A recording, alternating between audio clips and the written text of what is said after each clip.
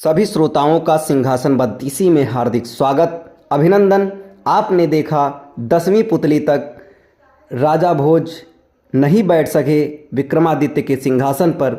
आज 11वीं पुतली की कहानी त्रिलोचना की जमानी आपको सुनाई जाएगी। बढ़ते हैं कहानी की तरफ।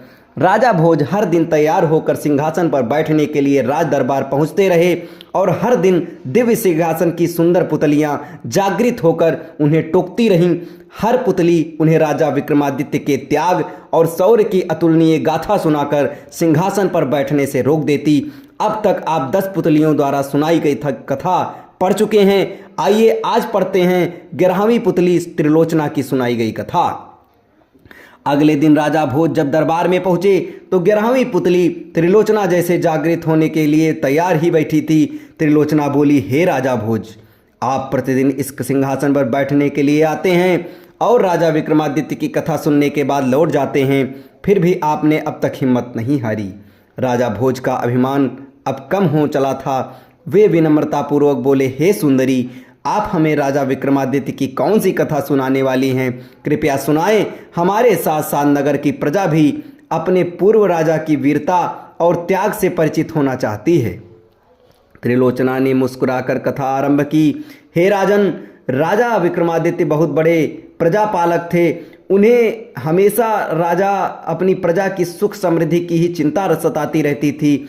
एक बार उन्होंने एक महायज्ञ करने की ठानी। असंख्य राजा महाराजाओं, पंडितों और ऋषियों को आमंत्रित किया। यहाँ तक कि देवताओं को भी उन्होंने नहीं छोड़ा। पवन देवता को उन्होंने खुद निमंत्रण देने का मन बनाया तथा समुद्र देवता को आमंत्रित करने का काम एक योग्य ब्राह्मण को सौंपा। दोनों अपने काम से विदा हुए। जब विक्रम वन में पहुंचे तो उन्होंने ध्यान करना शुरू किया ताकि पवन देव का पता ठिकाना ज्ञात हो। योग साधना से पता चला कि पवन देव आजकल सुमेरु पर्वत पर वास करते हैं। उन्होंने सोचा, अगर सुमेरु पर्वत पर पवन देवता का आह्वान किया जाए तो उनके दर्शन हो सकते हैं। उन्होंने दोनों बेतालों का स्मरण किया तो वे उपस्थित हो गए। उन्होंने उन्हें अपना उद्देश्य बताया। बेतालों ने उन्हें आनन फानन में सुमेरु पर्वत की चोटी पर पहुंचा दिया।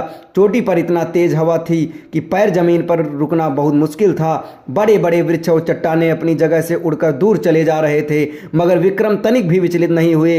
वे योग साधना में सिद्धस्त थे, इसलिए एक जगह अचल होकर बैठ गए। बाहरी दुनिया को भूलकर पवन देव की साधना में रत हो गए।